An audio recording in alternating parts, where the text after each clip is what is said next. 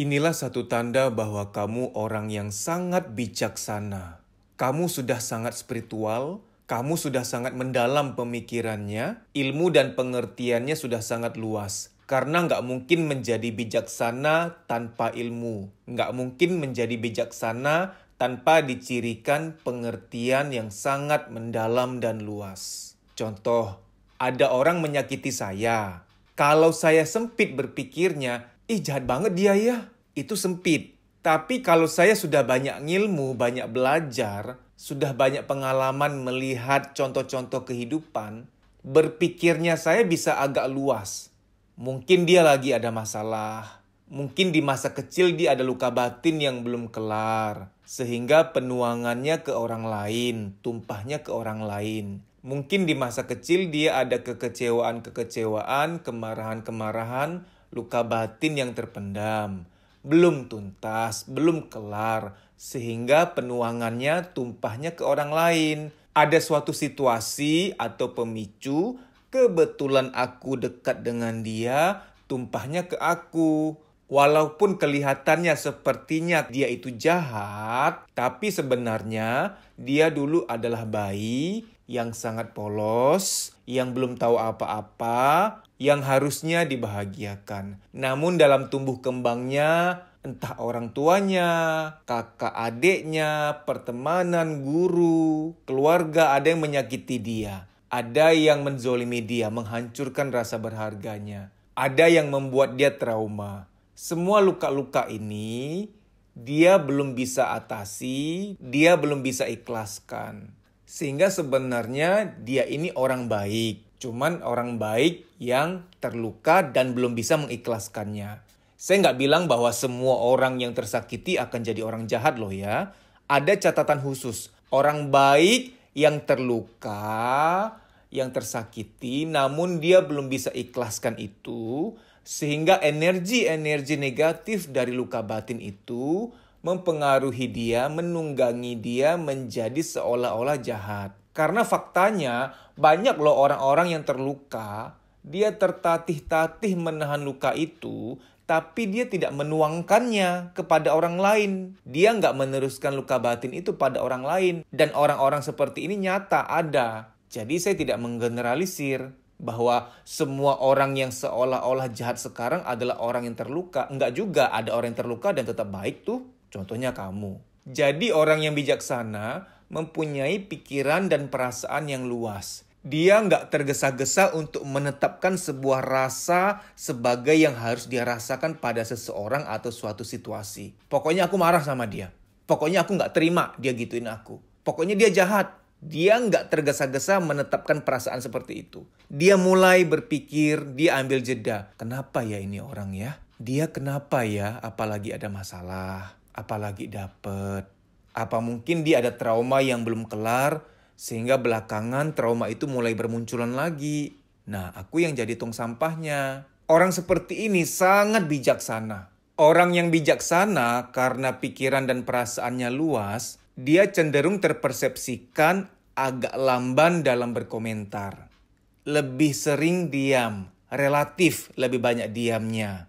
Kenapa? Karena dia menunggu-nunggu. Tunggu gimana nanti deh, tunggu faktanya ada. Kita belum bisa menilai sekarang. Misalkan, di sosmed kan sering ada kontroversi tuh. Kebijakan politik ini, kebijakan politik itu. Orang ini mengungkapkan pendapatnya, ini salah, ini benar. Segala perdebatan soal sosial, politik, ekonomi yang seringkali dibahas netizen, dia jarang mau memberikan pendapat langsung terhadap hal-hal tersebut karena dia takut salah. Dia tunggu aja dulu, wait and see dulu, melihat fakta dan data yang ada dulu. Orang yang berpikiran luas, berperasaan yang luas, dia tidak mau untuk langsung menetapkan keputusan sekarang sebelum dia menafkahi pikiran dia yang luas itu.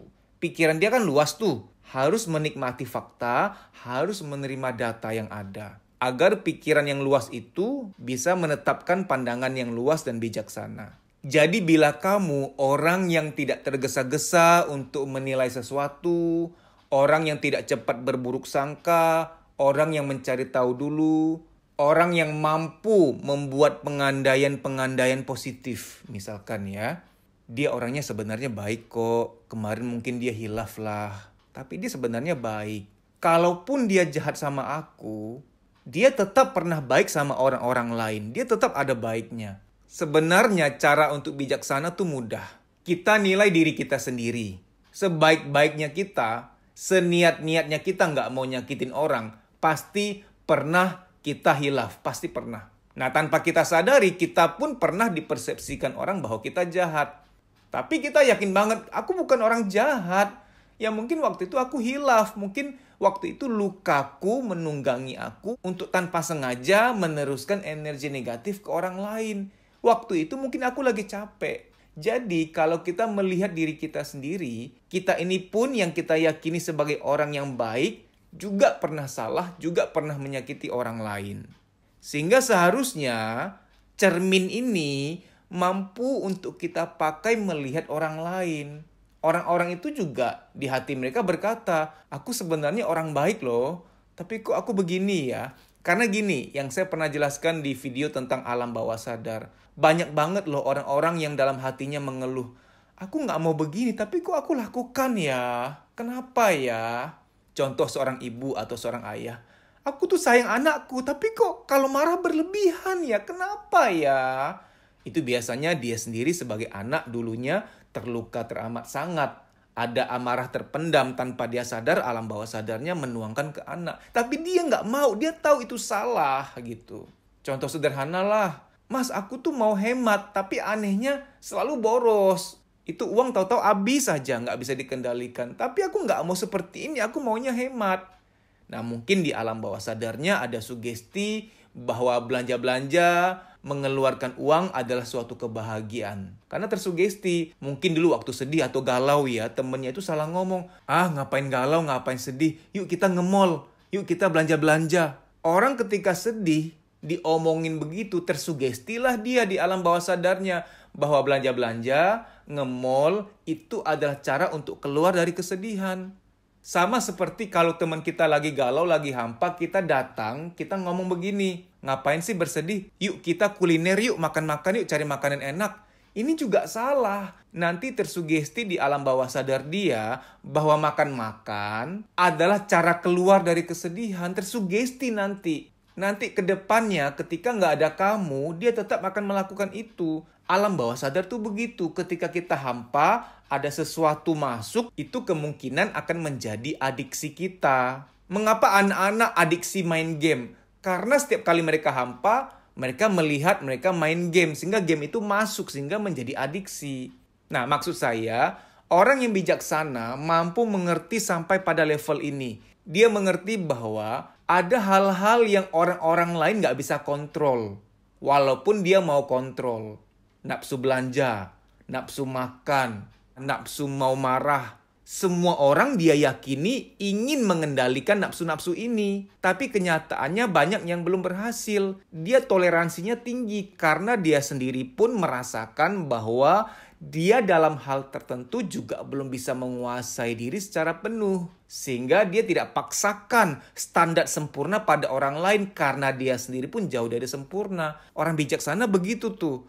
Membuat pengandaian-pengandaian yang positif contohnya. Mungkin dia lagi capek kali. Mungkin dia lagi ada masalah. Mungkin di masa kecil dia banyak luka batin. Dia belum cukup bahagia. Kasian ya dia ya. Ini kita ucapkan ketika kita sendiri loh ya. Bukan di depan dia nanti malah tambah perang. Self-talk seperti ini membuat kita yang tadinya kesel atau benci malah jadi kasihan. Orang bijaksana ini seringkali punya perasaan ini nih. Didominasi oleh perasaan ini, yaitu rasa kasihan. Kalau kamu berada pada titik yang bisa kasihan pada orang yang jahat, wow, itu artinya kamu sudah bijaksana. Semoga kita pelan-pelan bisa belajar, karena untuk menjadi bijaksana nggak bisa instan. Nggak bisa pula hasil sugesti, aku bijaksana, aku bijaksana, aku bijaksana. Sampai bibir kita doer juga nggak akan bijaksana-bijaksana, tapi bijaksana sebuah proses berpikir, latihan demi latihan, jam terbang demi jam terbang. Setiap kali ada yang menyakiti kita, tanda petik paksa otak kita untuk di-training, berpikir, Dia kenapa ya? Jangan-jangan lagi ada masalah. Dia kenapa ya? Mungkin lagi dapet. Dia kenapa ya? Mungkin ada trauma, ada luka di masa lalu yang dia belum ikhlasin. Itu tumpahnya ke aku. Kenapa ya? Kenapa ya? Kenapa ya? Ajak otak kita berpikir. Pelan-pelan. Bisa bulanan, bisa tahunan baru menjadi bijaksana. Setiap orang prosesnya berbeda-beda. Maka setiap kali ada masalah yang datang, itu kesempatan untuk kita melatih otak. Kita muter otak, ini kenapa ya? Analisanya apa ya? Karena apa ya? Apa yang mendasarinya ya? Makanya orang yang dewasa dan bijaksana adalah hasil dari orang-orang yang melewati badai. Bukan orang yang lari dari badai, bukan orang yang tenggelam dalam badai. Dia melewati badai itu dengan berpikir yang benar terhadap badai itu. Ketika kita berpikir yang salah, udah tenggelam dalam badai itu. Berpikir yang benar tentang masalahmu. Berpikir yang benar tentang segala hal yang mendasari perilaku seseorang yang menyakiti kamu. Ini sangat tidak mudah. Karena begitu kita berpikir bahwa dia jahat ya, kenapa dia menyakiti aku? Kenapa harus aku yang ngalamin ini? Itu sudah salah berpikir. Maka akan tenggelam dalam badai, kita nggak lolos. Kita nggak lolos dalam ujian ini. Baik demikian, mohon direnungkan, semoga bermanfaat. Kamu bisa follow Instagram saya, deddysusanto.pj_official.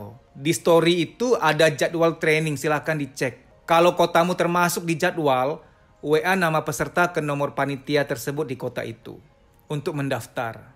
Mas, aku nggak mau ikut training. Ya gimana dong? Kita kan mau membaik nih, mau meningkatkan kualitas hidup. Karena jangan-jangan luka-luka batin itulah yang membatasi, menghambat mental kita untuk maju. Sehingga mengalami yang namanya menunda pekerjaan, ragu ngambil keputusan, minder, mood swing, tidak sekreatif dulu lagi, negative thinking, susah tidur, badan gampang capek, ada nyeri-nyeri nggak jelas di pundak, di perut, di dada, di kepala, dan lain-lain sebagainya, psikosomatik. Psikosomatik adalah, psiko itu jiwa, soma itu badan. Psikosomatik artinya ada beban-beban di jiwa, baik yang terpendam maupun yang disadari, ketika secara akumulatif sudah penuh, dia nitip taruh beban di badan. Ada yang nitip taruh beban di kepala, jadilah migrain, rambut rontok, pelupa, insomnia, pikun dini, dan lain-lain sebagainya. Kalau ketombe karena salah sampo ya, beda jurusan itu. Burua kakak. Ada orang yang ketika jiwanya sudah penuh, jiwanya itu nitip taruh beban di perut. Jadilah mah, nyeri head berlebihan, nafsu makan tinggi, nafsu makan rendah, dan lain-lain sebagainya. Saya nggak mau sebut nama-nama penyakit lain yang wah ya. Tidak baik menyebut nama-nama penyakit seperti itu karena dapat mensugesti. Saya sebutkan hanya gejala-gejala kesehatan yang sering dialami oleh kita semua, yang ringan-ringan. Time doesn't heal. Waktu tidak menyembuhkan.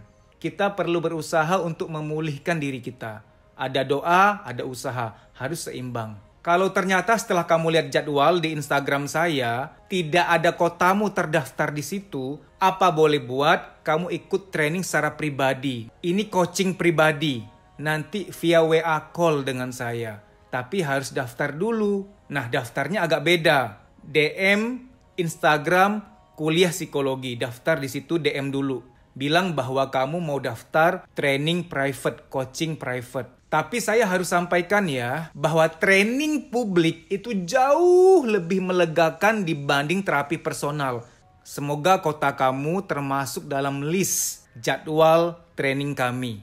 Itu lebih baik. Namun kalau tidak ada dalam jadwal, ya apa boleh buat, ikut coaching private. Baik demikian ya, semoga informasi ini bermanfaat. Terima kasih.